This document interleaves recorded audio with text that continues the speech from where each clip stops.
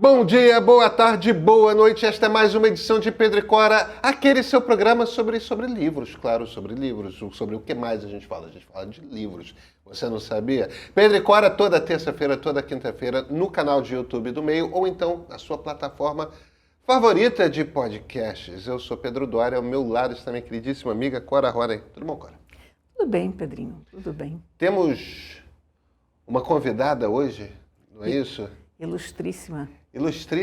Ilustríssima convidada, filha de uma família ilustríssima, né? Mãe Nara Leão, pai Cacá Diegues. E ela nem é cineasta, nem é cantora, aparentemente, né? Bem, cineasta ela foi. Cineasta a pessoa nunca deixa de ser. Não sei, eu nunca fui, né? Então, você acha que não? Acho que não. Mas nós vamos falar fundamentalmente de livros. Nós vamos falar com a editora Isabel Diegues. Com a editora Isabel Diegues, da Cobogó. Vem com a gente.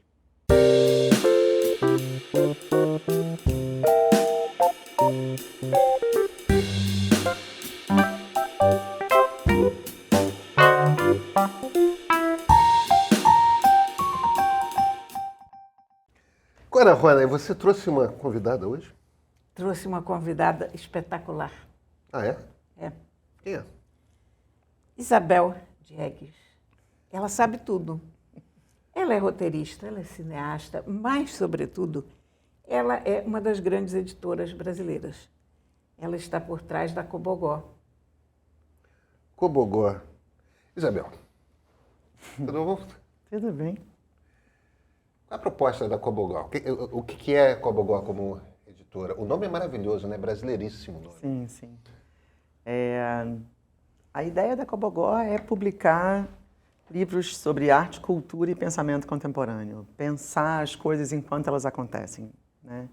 Ou, eventualmente, lançar luz sobre ideias até anteriores, mas que estão fervilhando nesse momento ou podem ser reentendidas, recompreendidas nesse momento à luz do que a gente está vivendo, que é tão urgente, né? A gente está vivendo um momento de tudo é urgente, tudo é intenso. Então a Cobogó tem esse desejo de pensar a cultura e a arte desse momento, principalmente, e bastante concentrada nas ideias do Brasil e sobre o Brasil também, né? Nos pensadores do Brasil e naquilo que, de alguma maneira, permeia a nossa vida, a nossa cultura. A gente está vivendo, eu sei que era sua vez, Cora, você me desculpa. Não, pode. A gente está vivendo um momento de... Tudo que acontece é novo, né? Tudo que acontece é diferente. Isso... Você partiu um pouco dessa impressão, dessa sensação de que tem muita coisa nova sobre pensar, o mundo está em transformação, estamos numa ciranda louca? Eu acho que quando a gente começou a Cobogó, a gente tinha uma ideia, tem 15 anos, 2008, é impressionante pensar isso, né? Quando a gente começou, tinha um desejo de falar sobre arte contemporânea. A arte brasileira estava bastante crescendo, ganhando o mundo, estava assim, e a gente queria poder fazer esses livros e poder pensar esse lugar e ouvir as pessoas. Então a gente começou com alguns livros de arte e uma pequena coleção de entrevistas do Hans-Ulrich Obrist, que é um curador suíço, mas que é hoje curador já há muitos anos da Serpentine Gallery em Londres, e ele entrevista gente no mundo inteiro, artistas e pensadores. Eu acho que a coleção do Hans-Ulrich diz muito sobre a Cobogó, porque eram filósofos, artistas, cineastas, principalmente artistas visuais e arquitetos, que é um grande interesse dele, mas uma coisa de muitos pensadores diferentes. Ele tinha uma certa mania, uma obsessão bacana sobre os mestres, vamos dizer assim, mas os mestres ativos, os mestres que ainda estavam trazendo novidade. Eu acho que em 2008 a gente tinha um Brasil... todo um Brasil pela frente, vamos dizer assim, mas não tinha essa tensão que a gente tem hoje, não tinha essa... a gente tinha outras urgências, a gente tinha não posso dizer que era uma calmaria, mas a gente tinha agora a gente vai, e a gente queria ir junto, a gente queria poder estar junto nesse lugar, a gente queria poder mostrar os artistas, mostrar um pensamento contemporâneo junto com essa crescida, né? E aí muitas coisas aconteceram de lá para cá e a Cobogó foi ao mesmo tempo não só acompanhando, como aquilo que a gente escolheu para publicar, que eram os artistas, os músicos, os dramaturgos, né? O pensamento em torno daquilo que estava sendo produzido como cultura e arte no Brasil, mas também a cultura como exercício social, assim, tudo isso foi ficando mais latente, mais urgente, mas no caminho em que a gente já vinha, né? A gente já estava nessa estrada, vamos dizer assim, né? E aí eu acho que a gente foi sendo atravessado e invadido pelas questões. E como a Cobogó sempre teve esse desejo de pensar o momento, aquele instante, o momento contemporâneo, esse até num certo risco de pensar enquanto as coisas estão acontecendo, essa efervescência só alimenta o que a gente produz, né? Obviamente com tentativas e erros, todos os riscos implicados em você já sair falando e escrevendo e pensando. Tanto é que a gente tem muitas publicações de entrevista, né? Que é uma coisa que para a gente é importante, que é você pensar alto antes, não é um pensamento posterior àquilo que aconteceu, mas enfim, né? Tentar capturar o momento, né? Um pouco isso. Olha, por falar em capturar o momento, a gente tem uma demonstração prática de como a Isabel é atenta ao momento. Esse, se não me engano, é o teu livro mais recente, né? É o último livro que a gente publicou, sim. É o livro do Pedro Vinícius, Tirando Tudo, Tá Tudo Bem. É um menino realmente de 18 anos, 17, 18 anos. É um dos sucessos do Instagram. É um gênio. E está aqui em formato de livro. Quer dizer, é uma coisa interessante quando você pega uma editora, sobretudo uma editora de arte, uma editora de alta cultura, de uma certa maneira com raízes na academia também, mas que consegue ter essa visão de que, olha, tem um guri lá no Instagram fazendo um negócio fora do comum. Eu acho que você descobriu o Pedro Vinícius antes do Pedro Vinícius descobrir que ele era ele, né? Me conta disso. O Pedro, eu acho que ele também tem muito a ver com a gente no sentido de que a gente acha divertido, além de importante, a ideia de cruzar, né, o que você chamou de alta cultura, com cultura popular, enfim, eu sou muito ligado à cultura popular brasileira, tanto uma cultura pop como uma cultura, enfim, mais tradicional, seja o que for. E o Pedro, de repente, quando eu descobri o Pedro, um ou outro amigo começou a repostar e eu fui atrás, no entusiasmo daquele desespero no meio da pandemia, que ele começa no dia 1º de janeiro de 2021. Então, estava todo mundo ainda já um pouquinho, narizinho um pouquinho para fora, entendendo que por aí a coisa estava se resolvendo, ainda que aqui não tivesse. E aí ele começa a postar sobre as neuroses, as aflições, as agonias do mundo contemporâneo, que na pandemia, e no nosso caso ainda com toda a situação política que a gente estava vivendo, fica mais radicalizado ainda. Eu fiquei louca com ele, eu comecei a comentar ali nas coisas dele, e ele rapidamente me respondeu. E aí eu fiquei num papinho com ele e falei, gente, tem que fazer um livro disso. E ao mesmo tempo, tem uma certa maluquice de você pegar uma coisa que já está na internet, que já está lá, que todo mundo tem acesso, quem quiser, e dizer, não, vamos fazer disso um livro. Porque eu achava que ia ser bacana você ter o seu livrinho, fazer dele um xinguezinho que você abre ali e vê aleatoriamente uma coisa. Porque quando eu muitas vezes abria o meu Instagram e dava de cara com o Pedro, eu ria e dava uma aliviada assim, tipo, ai, não estou sozinha nessa maluquice, estou aqui com ele. E aí eu fui atrás dele e aí eu falei, ai, queria muito fazer esse livro, que maneiro isso, vamos fazer. E aí ele falou, adoro a Cobogó. Eu falei, como adoro a Cobogó? O menino tinha 16 anos, ele é de Garanhuns, no Pernambuco, no sertão de Pernambuco, uma cidade grande, mas enfim, então, um garoto, né? Não, adoro a Cobogó porque eu adoro o Tunga. E aí a gente começou a conversar, a falar para lá e para cá. E eu abri um diálogo com a Luísa Duarte, que é crítica de arte, falando sobre ele, porque ele começou a perguntar coisas sobre os artistas. Aí eu mandei uns livros para ele e a gente começou uma farra de comunicação. Mandei uns livros de arte para ele, a gente ficava lá. E aí eu entendi que, na verdade, o que a gente queria era... Ele tem essa verve, enfim. Eu não sabia que ele era um menino de 16 anos na época, 17 agora. Falei, isso é uma pessoa madura que está aqui fazendo um personagem meio neurótico e tal. Depois, quando eu descobri que era um menino, eu falei... Bom, ele deve morar com 5 tias, 3 irmãs, deve ser um monte de mulher doida em volta dele falando coisas... E não era isso, era a observação do mundo. Ele é um nerdzinho que está na internet, vê aqui, vê ali, tarará, super culto, sabe tudo, conhece os artistas, vê os filmes. E aí você fala uma coisa, daqui a pouco ele entrou e já sabe tudo sobre aquele assunto. Eu fiquei seduzida por ele, porque ele não acerta na mosca nas coisas que ele fala à toa, ele está ligadíssimo no mundo, no que está acontecendo, né? E aí eu trouxe ele para o livro, que eu acho que a minha vontade era ter um Pedro Vinícius para mim, entendeu? Que eu pudesse ficar ali abraçadinha com ele no meio daquela maluquice toda. E ele é muito, muito fenomenal. É uma coisa engraçada, eu estava folheando um pouco antes de começar a gravação, estava começando, cada página é um cartoon, né? E com um dizer qualquer. Não tem nenhum clichê. Eu não sei se eu era capaz de parecer sábio aos 17 anos sem lançar mão de muitos clichês.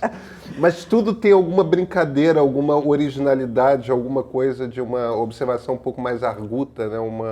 Não, ele é impressionante, ele é uma inteligência, assim.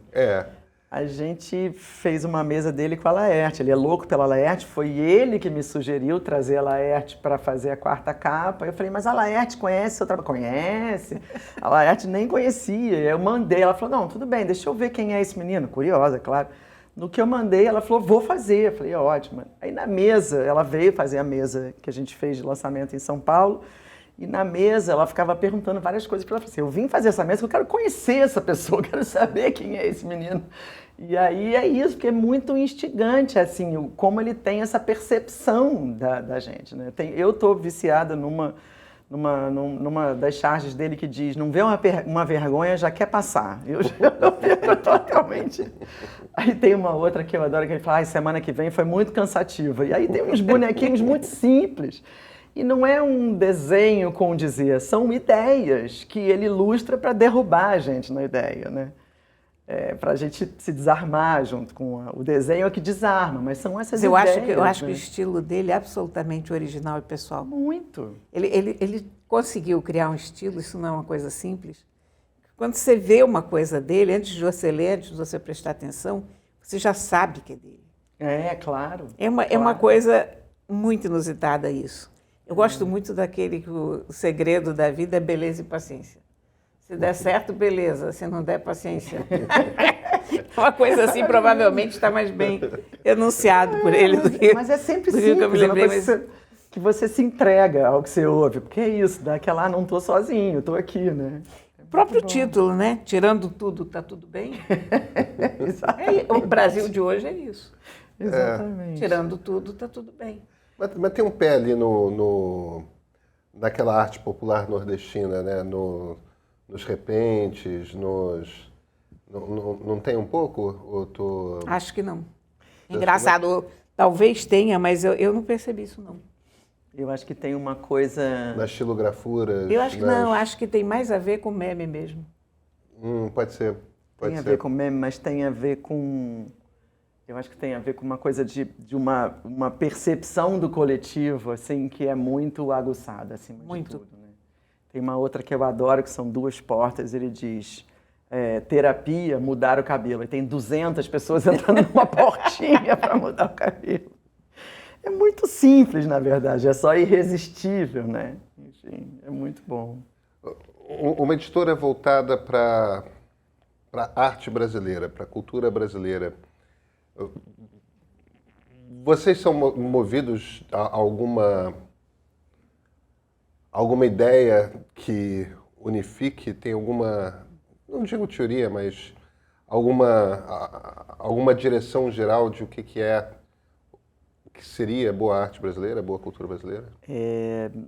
Não, a gente na verdade atira para todos os lados que nos interessam, né? Então a gente tem desde livros com artistas, né, na parte de artes visuais, com artistas muito jovens, até a gente, durante um período, fez uma coletânea de pintores em atividade, podiam ser de 25 anos ou de 80 anos, depois fotógrafos em atividade, né, chamava pintura na arte brasileira, fotografia na arte brasileira, um pouco o que está sendo feito, né? Então, eu acho que, na verdade, o que mais nos interessa é a percepção que se tem das coisas. Então, a gente, claro, eu estou muito interessada como editora e pessoalmente e ali no entorno naquilo que está chegando na arte e que traz a discussão sobre o Brasil. Então, a gente, por exemplo, publicou esse livro do Dalton Paula, que é um artista de Goiás, interessantíssimo. Esse livro aqui, ó. Que já vem, enfim, trabalhando há muitos anos, etc. Mas com tudo que nos últimos anos explodiu, vamos dizer assim, o interesse pelo trabalho dele, e eu estava interessadíssima em pensar sobre ele, produzir reflexão sobre ele, convidar pessoas para falar sobre. Chamei a Lília para escrever esse livro com ele, e ele faz muitas coisas, dentre elas, uma parte importante da obra dele são pinturas, retratos de personagens históricos, ou não, mas muitos personagens históricos, pensando o lugar do negro e da cultura afrodescendente no Brasil e etc. Então, eu estou interessada em lançar luz sobre coisas que sejam boas e instigantes e potentes, né, vamos dizer assim. Mas não tem uma temática, não tem o que é bom ou o que é ruim. Eu acho que tem uma coisa de uma experiência, assim, né, e de um encantamento também, porque a gente vai se envolvendo. Eu vejo muitas exposições, eu vejo muitas pessoas, eu converso, eu tenho os meus colaboradores, até porque a gente faz teatro, música, artes visuais, cinema, ciências sociais. Eu não entendo de tudo isso, claro. Eu tenho os meus parceiros e os meus interlocutores com quem eu converso e fico aprendendo. Muitas vezes a gente faz livros que a gente quer saber mais sobre aquilo, né? E a gente vai desdobrando nesses assuntos e nesses caminhos e nesses autores para descobrir coisas, né? E principalmente para trazer coisas que a gente acha que são importantes de estarem aí, que as pessoas deviam... Isso aqui é muito legal, quero que mais gente leia isso, quero que mais gente possa conhecer esse negócio, esse autor, essa ideia, né? Ou esse artista, enfim.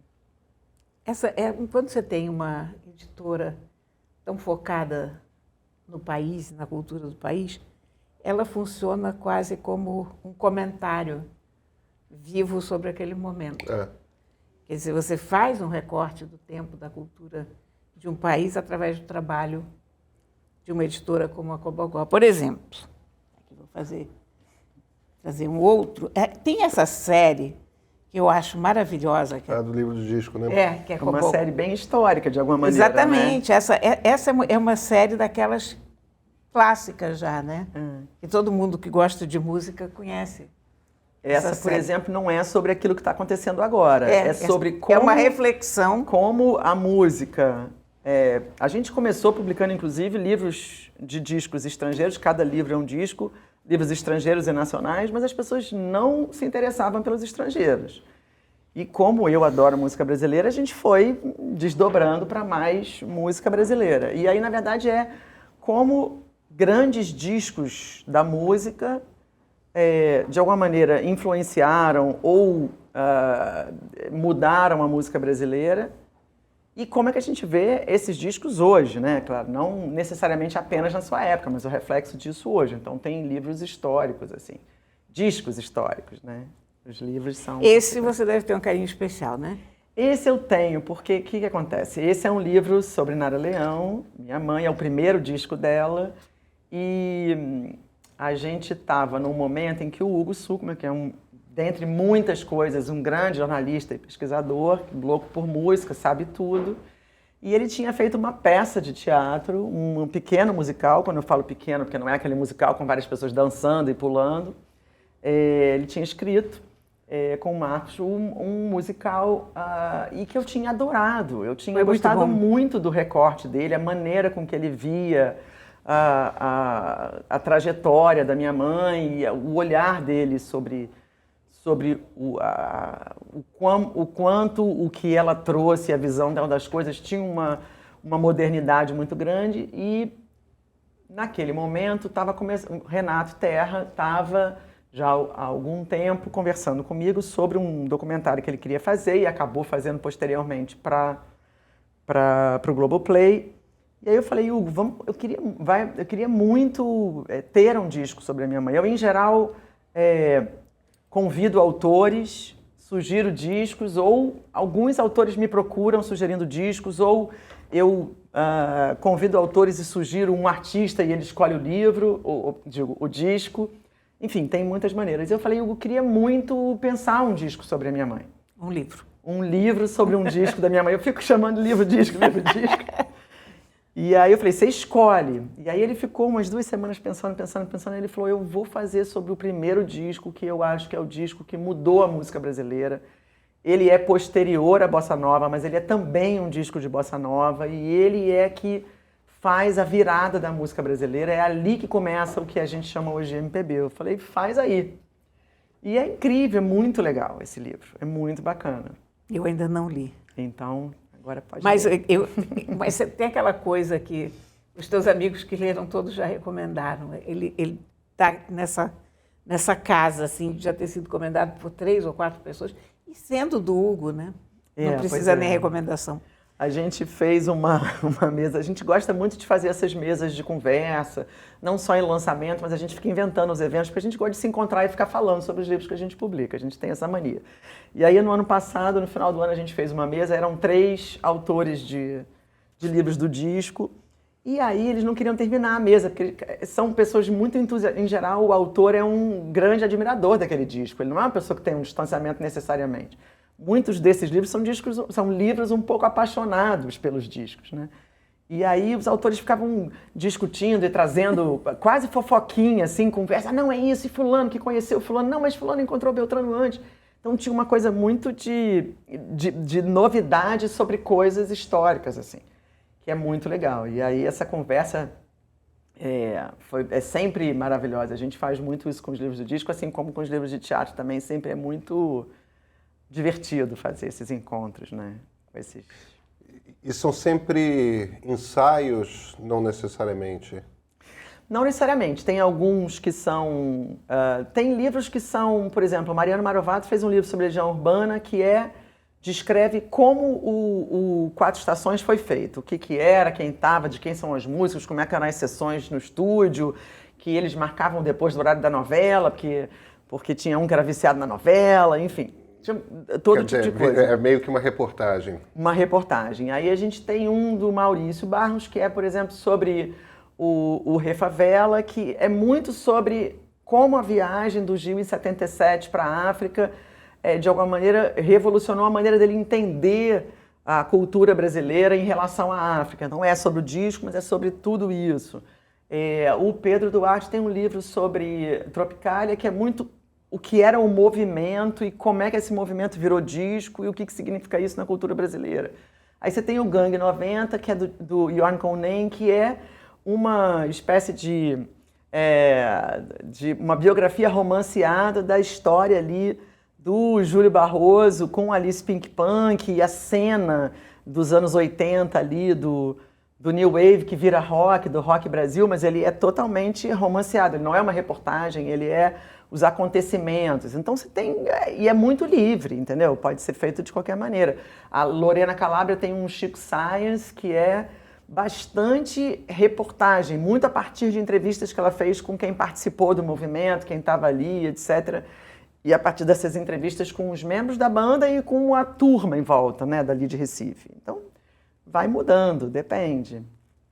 Olha, dentro dessa ideia de comentário do momento cultural, eu achei sensacional também vocês terem Macacos. Isso é um livro Macacos, eu não sei se vocês sabem, é a peça de teatro que teve maior repercussão dos últimos tempos aqui no Rio. Eu não me lembro de um outro espetáculo que tenha tido uma repercussão tão espantosa nos últimos tempos. Estava no teatro pequeno, que é o Poeira, mas, de repente, todo mundo só falava nisso. Ruth de Aquino chegou a escrever uma coluna inteira sobre a peça. Como foi que esse livro apareceu? Porque a peça apareceu no outro dia, mas o livro já está pronto aqui. A gente tem, os nossos livros de teatro, eles têm a gente já tem mais de 80 publicações de dramaturgia, né? São o texto da peça. E a brincadeira, maneira de dizer, desses livros de dramaturgia são dramaturgias vivas. Em que sentido? São peças que ou estão em cartaz ou acabaram de sair de cartaz, mas são recentes a sua montagem. A gente pouco publica ou quase nunca peças que não foram encenadas, um pouco pensando nesse lugar do texto teatral como algo que, vamos dizer assim, tem uma lapidação final nos seus ensaios, ou pelo menos a sua primeira versão, ainda que ele possa ser feito de muitas maneiras depois. Assim, não se publicava teatro direito até a Cobogó começar a fazer isso em 2012, com os livros da Grace Passou. A gente, claro, principalmente em São Paulo, você tinha nos grupos de teatro autopublicação das companhias, uma vez ou outra tinha uns Nelson Rodrigues, tinha uma coisa ou outra, os Beckett, Brecht, etc., mas não tinha muita coisa publicada. E a gente começou a publicar junto com as companhias de teatro, junto com, às vezes, o dramaturgo, às vezes o produtor da peça, às vezes um ator da peça ou o diretor da peça. Então a gente foi fazendo uma rede, mais ou menos, né? O Macacos, ele me veio através do Johnny Salaberg, que é um dramaturgo, ator e diretor fenomenal de São Paulo, da periferia de São Paulo, de quem a gente publicou 3 livros e que eu sou mega fã, é um jovem dramaturgo, diretor e ator. E ele me procurou e falou, tem um amigo meu que é muito bom, Cleiton Nascimento, eu queria te apresentar o texto dele, ele está colocando num edital para ver se ele consegue fazer a peça e publicar o livro. Vocês topam? Eu falei, manda que eu leio. Eu li e fiquei louca com o texto. Falei, claro, vamos fazer. A gente faz, em geral, em parceria, porque é isso. Quer dizer, esses livros, eles circulam muito mais na porta dos teatros do que quando eles estão apenas nas livrarias. Eles estão nas livrarias, especialmente na Blux, na Travessa, em diversas outras, mas eles vão junto com a peça ou com a companhia. Inês Viana, por exemplo, que já publicou 5 livros com a gente na companhia dela, quando ela está em cartaz, todos os livros da companhia seguem com ela. Então eu li o Macacos, fiquei impressionadíssima, falei, Cleiton, vamos fazer, toma aqui minha carta de anuência, beleza, foi. Aí demorou, aí saiu o edital, ele ganhou o edital para fazer a peça, aí veio a pandemia, aí todo o teatro ficou naquela pinimba, naquela dificuldade, enfim, foi talvez a atividade cultural mais radicalmente afetada. Foi. Porque a música, pelo menos, tinha a divulgação das gravações e tal. E as pessoas estavam fazendo as lives, né? Exatamente. E a música, até o teatro foi um pouco para a internet, mas é diferente. Outra coisa, né? Enfim, então a gente acompanhou e eu fiquei um ano. Cleiton, manda o texto, Cleiton, manda o texto. Ai, peraí, ele ficou um ano para mandar e tal, porque a gente não fez ainda. Aí ele fez um pouco pela internet, aí não sei o quê, aí chegou o texto no ano passado, a gente fez. E aí, depois da pandemia, ele começou a entrar em cartaz de novo e a peça foi crescendo. E é ele no palco, inclusive, que é, além de tudo, um fenômeno ali, né? Ele, a dramaturgia dele, e é ele como ator ali. Então foi crescendo a peça. O livro já existia e a gente cresceu junto com ele. O livro já esgotou, a gente já reimprimiu e ele volta em cartaz agora em julho no Rio, acho que em agosto ele viaja pelo Brasil, enfim, a coisa foi crescendo. Isso aconteceu também com a gente, por exemplo, com o Conselho de Classe, que é uma peça do Jô Bilac, sobre educação, que eram atores homens fazendo várias professoras. Era literalmente um conselho de classe de professoras feito por atores homens, vestidos normalmente, falando normalmente, não estavam encenados como mulheres. Era muito interessante o jogo para discutir educação. Então, algumas peças também têm esse lugar de entrar no imaginário de quem está ali no teatro e aquilo se desdobrar. Mata Teu Pai, da Grace Passou também, que a Inês Viana fez essa montagem, que era a Débora Lan como atriz e um coro de senhoras. Era um monólogo, mas tinha esse coro comentando. Ela agora fez um musical do Mata Teu Pai e ela vai fazer o espetáculo de dança. E o texto é o mesmo, e ele vai seguindo junto com a peça. E aí, com isso, os livros de dramaturgia começaram a circular também em escolas de ensino médio, nas escolas de teatro, na Unirio, na USP. É muito legal, de repente eu ouço muito, eu ouvia já dos meus amigos que fazem teatro, As pessoas sempre pedem o texto, a gente não tem o texto. E é muito diferente você ter um texto que você escreveu ali e encenou, e o texto de teatro que se faz no palco, claro, ele é feito para ser encenado. É diferente de ter os editores que ficam perturbando o dramaturgo. O que é isso aqui? Como é que aquilo ali é dito? E essa rubrica? Quero entender melhor. A gente trabalha junto com os autores. Tem até uma coisa que eu adoro e que não tem nenhuma... enfim, é só a experiência dos autores que vai tornando eles mais autores e mais maduros enquanto escritores, que é alguns autores que a gente publicou vários livros, que a gente vai vendo como muda a escrita deles à medida que eles vão trabalhando junto com os editores as próximas peças. Enfim, o teatro deles continua fenomenal como já era, mas vai amadurecendo a relação com a escrita, que é muito legal, né? Muito interessante. O teatro hoje, em geral, as peças de sucesso ou são as grandes produções musicais, ou está muito forte o stand-up, em geral, de gente que faz TikTok, YouTube, Instagram, tudo mais.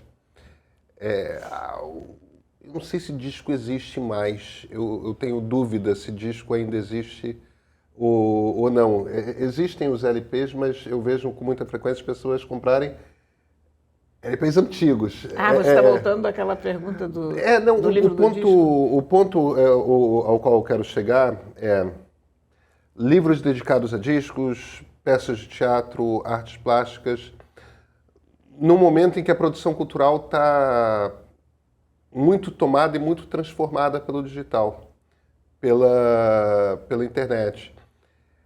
E você está indo, não estou sugerindo de forma alguma que seja analógico, mas é a reiteração de uma produção cultural, afinal de contas a gente está falando inclusive de livros físicos, né?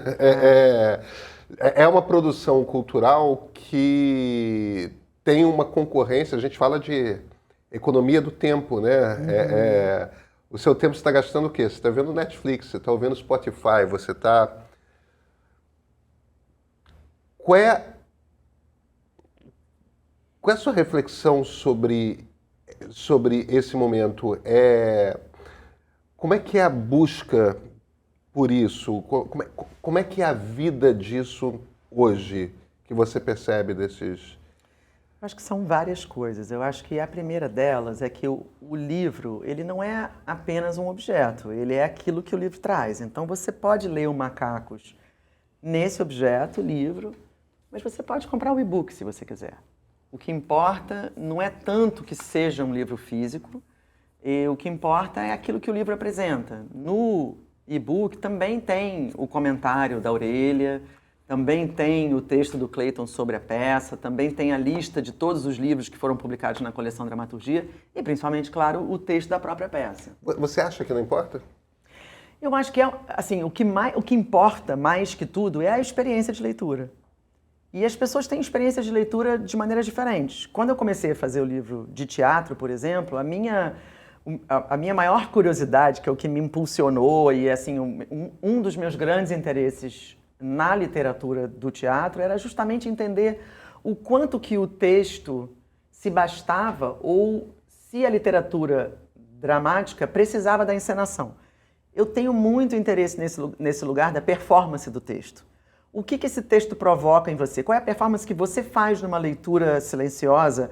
Ou se eu ler aqui, nós três, eu puxar o livro e eu ler em voz alta para vocês, ou se cada um de nós tiver o livro e cada um ler uma parte, o que acontece? Que performance é essa? O que a gente diz ao ler de uma maneira, da outra? O que interessa a você dessa leitura, o que interessa a mim?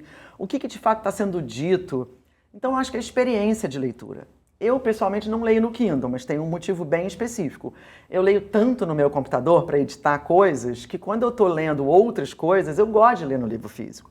Mas eu não acho que seja melhor ou pior ler um livro físico. Eu gosto do livro físico. Mas isso não torna o livro físico melhor que o Kindle, por exemplo, ou do que ler no iPad, ou seja o que for. Eu acho que a experiência de leitura ela é uma coisa para além do objeto livro. Agora, eu também acho que, de alguma maneira, a nossa vida, a nossa rotina e tal, ela é tão impalpável, as relações elas são tão na mensagem do WhatsApp, na coisa que você vê, avulsa, etc., que as pessoas de alguma maneira gostam de ter aqueles objetos. Aquele livro que ela gosta, ela quer ter.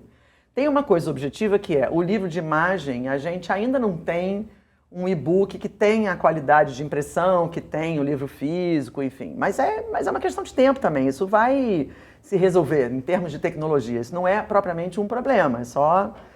Então eu acho que, assim, quando surgiu o cinema, o teatro ia acabar, e não acabou, ele virou uma outra coisa. Talvez houvesse um teatro mega popular que não há mais. Sim e não, porque ainda tem um teatro super popular, você ainda tem salas imensas lotadas de gente.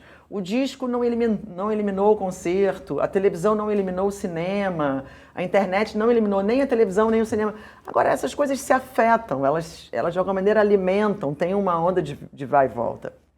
Eu acho que a internet, num primeiro momento, e eu acho que hoje, eu não tenho certeza para onde vai para muitos lugares, mas pode ir para muitos lugares, num primeiro momento ela teve um efeito que tenho a impressão que é o oposto do que se esperava. O mundo virtual, num primeiro momento, era anunciado como algo ali nos anos 80 e tal, que ia tornar a imagem superior ao texto. Tudo ia ser transmitido em audiovisual. Né? Você tinha isso como vamos dizer assim, uma profecia. E, de repente, a própria internet fez as pessoas voltarem para a escrita, para a palavra escrita. Você vê hoje pessoas que, inclusive assim, eventualmente até mal alfabetizadas, que usam o texto do WhatsApp. Você passou a mandar mensagens por escrito, por e-mail, por WhatsApp, pelo que for, muito mais do que antes. Antes você falava no telefone. Claro que tem o áudio do celular, da mensagem do WhatsApp, que eu pessoalmente não gosto, mas tem um monte de gente que adora. Mas eu acho que as pessoas passaram a articular por escrito, mesmo em textos curtos, muito mais do que se anunciava que seria com esse mundo virtual. Então isso já é um lugar interessante de se pensar. E aí eu acho que, na verdade, são experiências muito diversas. Você pode assistir um filme no cinema ou um filme na sua casa, e é claro que vai ser diferente. Aí você vai dizer, putz, esse filme tem uma coisa, uma guerra louca e tal, é bom de ver no cinema. Mas é bom de ver numa televisão grande em casa também, comendo uma pipoca com o pé para cima. São experiências diversas, e eu acho que a gente tem que estar aberto a essas mudanças. Não adianta você travar num lugar de que aquilo vai desaparecer, temos que preservar ou não preservar. Não é muito isso, é entender que proveito você tira de cada possibilidade, né? E eu tenho a impressão isso, que a gente tá...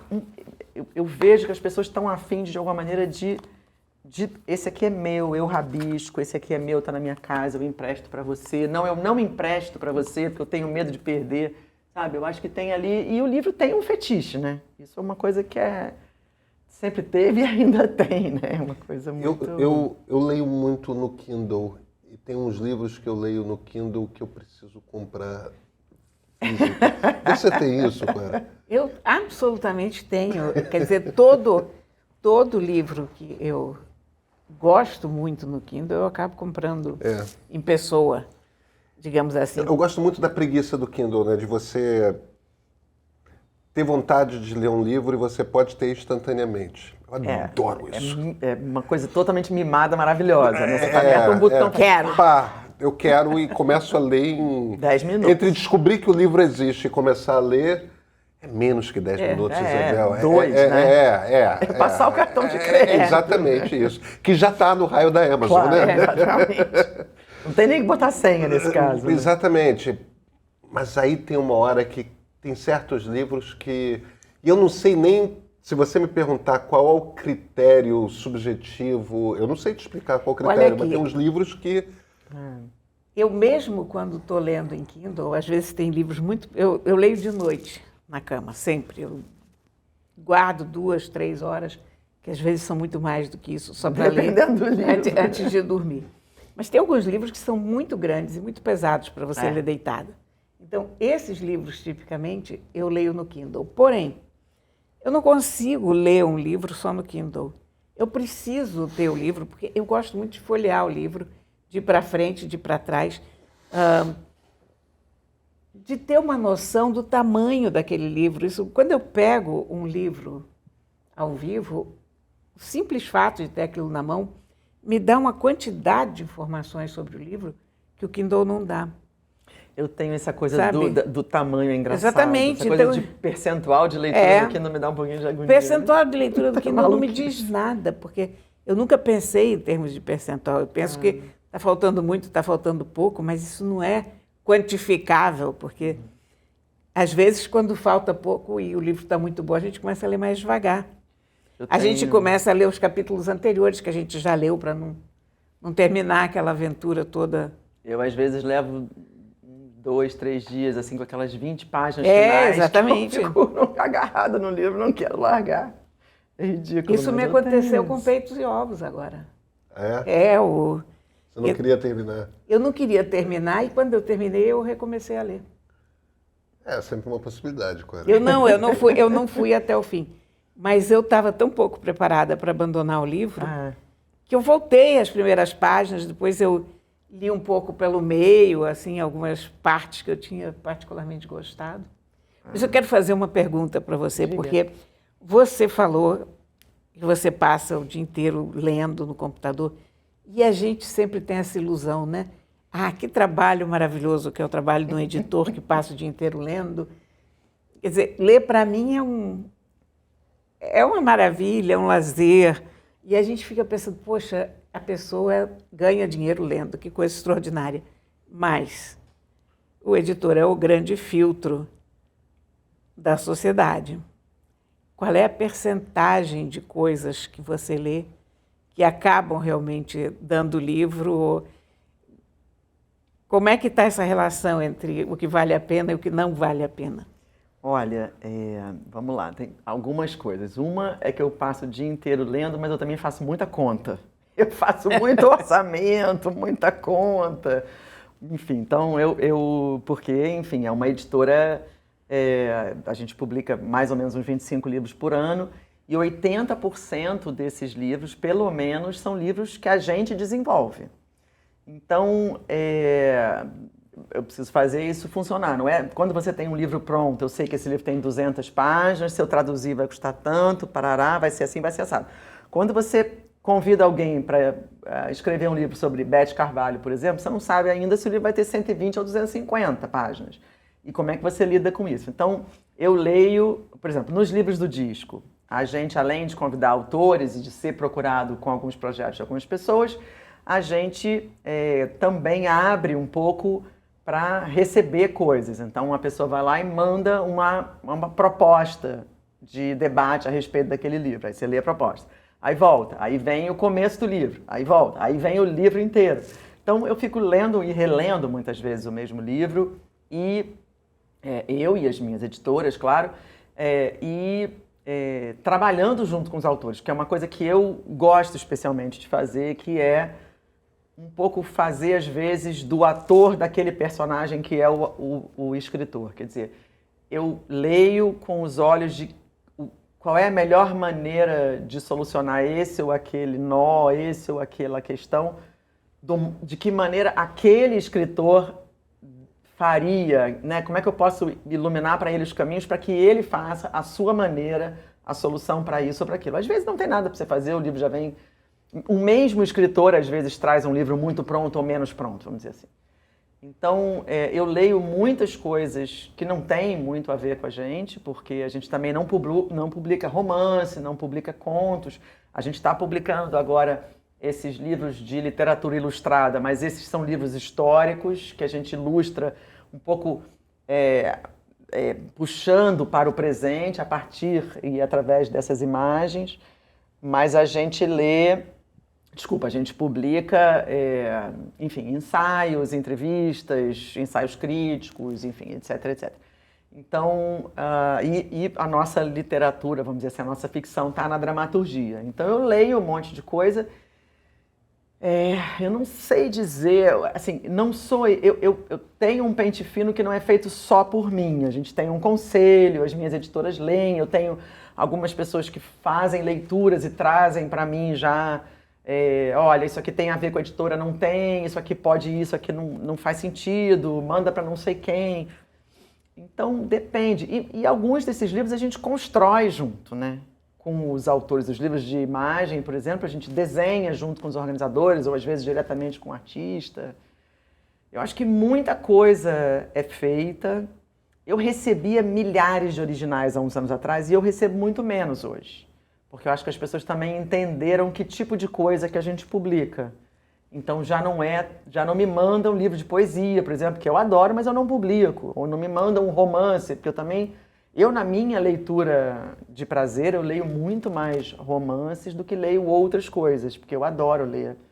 Tenho uma certa obsessão por literatura contemporânea e literatura brasileira contemporânea. Eu gosto de ver o que essas pessoas estão, enfim, do que elas estão tratando, não sei o quê.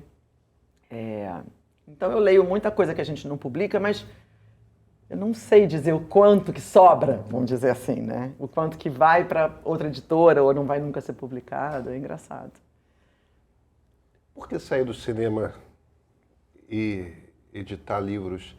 São carreiras nas quais eu acho que eu entendo os pontos em comum, mas eu vejo muito mais pontos de diferença, não? Quando eu comecei a fazer cinema, eu tinha 17 anos, eu estava no ensino médio. Eu ia para a escola de manhã e de noite eu ia para a Moviola, eu era assistente de direção ainda na Moviola, porque eu sou uma pessoa antiga, ficava lá, tarará. E eu amava aquilo, achava aquilo fascinante, fiz vários curtas, trabalhei em diversos longas, de diretores incríveis, fui assistente de um monte de gente, virei assistente de direção de um monte de gente, fiz publicidade, videoclipe, tinha uma produtora, etc. E o cinema no Brasil, o cinema em qualquer lugar do mundo é uma atividade, assim, para os fortes, né? Porque é intenso, é caríssimo, envolve milhares de pessoas, milhares de desejos, tem uma administração de gente, de humanos e de, né, enfim, de sensibilidades e tal. Um set de filmagem é um dos lugares mais excitantes que tem. Aquelas 20, 40, 60, 120 pessoas em volta de uma ervilha, todos na adrenalina, para quando vai ligar a câmera, aquela ervilha ser pega pela pessoa da melhor maneira. É incrível, é um super tesão, é um negócio assim impressionante. Acho que em poucos lugares você tem essa concentração de adrenalina e emoção que eu tenha vivido como esse lugar. Mas todas as vezes que eu fiz projetos muito importantes para mim, cada vez que acabava o filme, eu tinha que começar do zero de novo. Captação do zero, não sei o que do zero, era como se você não tivesse feito. Eu, inclusive, comecei no cinema, logo assim que eu comecei, acabou o cinema no Brasil. Aí voltou o cinema no Brasil. Aí daqui a pouco acabou de novo o cinema. Então, aquilo era um... Aí eu no meio do caminho, eu produzi um longa-metragem do Karim Ainuz com a Madame Satã, o primeiro filme dele. Foi incrível de fazer, porque além de ter toda essa situação que já é maravilhosa, eram pessoas da minha geração, eram pessoas jovens, era incrível. O filme era maravilhoso, o filme foi para Cannes, e aí o meu filho nasceu no dia que o filme passou em Cannes, em maio de 2002. E aí depois disso a gente lançou o filme e tal, e aí eu comecei inclusive a desenvolver ali um longa, e eu falei, cara, vou de novo do zero e tal, não sei o quê. Aquilo me deu uma sensação de que tudo que eu construía era meio castelo de areia, sabe? Eu tinha que sempre ir do zero. E o José era pequenininho, eu queria estar com ele. Set de filmagem começa às 5 da manhã e termina às 10 da noite. Eu falei, vou parar um pouquinho. Vou ficar fazendo umas produções mais avulsas, mais de longe, produzir um documentário, fiz não sei o quê. E vou fazer faculdade, porque eu larguei a faculdade com 19 anos para fazer um filme do Babenco em Belém do Pará, para onde eu fui passar 4 meses e fiquei 9. E nunca mais voltei para a faculdade, não tinha estudado. Eu falei, vou aproveitar que o José está pequenininho, vou tirar um pouquinho esse tempo para mim. Vou manter a produtora e vou trabalhando ali, mas consigo estar em casa, levar ele na escola, coisa que no cinema é impossível. Em 6 meses, 1 ano, eu estava louca pelo que eu estava fazendo, que era letras na PUC. Eu não estava pensando em abrir uma editora nem nada disso, mas eu queria... Falava, cara, eu escolhi fazer letras porque eu queria fazer uma coisa que não dependesse de nenhum outro humano, que eu pudesse fazer sozinha, que não dependesse de ninguém, que não melhorasse nem piorasse a vida de ninguém, não ia interferir em ninguém. Era eu comigo mesma. Era o que eu queria fazer. É a síndrome do cineasta, né? Eu estava desesperada dessa coisa de ter que administrar todos os humores e todo o orçamento e toda a equipe. E aí eu fiquei louca com estudar letras na PUC, dentro daquele departamento que é fenomenal, no curso de formação do escritor, que eu nem sabia que existia, mesmo estudar linguística, estudar literatura, Paulo Henriques Brito, Carl Eric. Eu falei, Helena Martins, eu falei, gente, eu estou no melhor lugar do mundo, vou ficar aqui, não vou embora nunca mais. Uma amiga minha, Márcia Forte, me liga um dia e diz, eu quero montar uma editora, você tem que montar a editora comigo. Falei, mas não vou nem morta, estou aqui muito bem, obrigada, aqui estudando, vou emendar um mestrado, esquece isso. Ficou meses me azucrinando, me seduzindo, e eu falei, tá bom, vou fazer 6 meses, vou preparar tudo, se eu não gostar, eu deixo a editora pronta para você seguir adiante, e depois, se eu gostar, eu fico. Em 4 meses eu estava alucinada, adorando, achando tudo o máximo, incrível, mexendo nos textos todos, com o Ricardo Sardenberg, que era meu sócio na época, que era uma pessoa deliciosa de trabalhar junto. Eu fui sendo seduzida por esse mundo. E aí eu podia fazer a minha yoga de manhã, estar com o José, chegar em casa a tempo dele estar acordado. Aí eu falei, para que eu vou voltar para o cinema? Eu vou ficar fazendo isso aqui. Eu tinha a Cobogó, ainda é, claro, mas naquele momento, então, era um projeto totalmente maluco. A gente falou, vamos fazer? Vamos! Uma coisa totalmente quase que irresponsável de pensar assim, achando que vai dar certo. Vamos lá, entendeu? Se a gente tivesse pensado um pouquinho mais, a gente não tinha ido. E aí é isso também, a vida vai se apresentando, né? A vida vai se oferecendo e as coisas você vai conhecendo as pessoas e os universos. E a ideia de trabalhar texto, para mim, foi um negócio tão sedutor e de conversar com os autores e discutir aquilo ali, inventar os livros.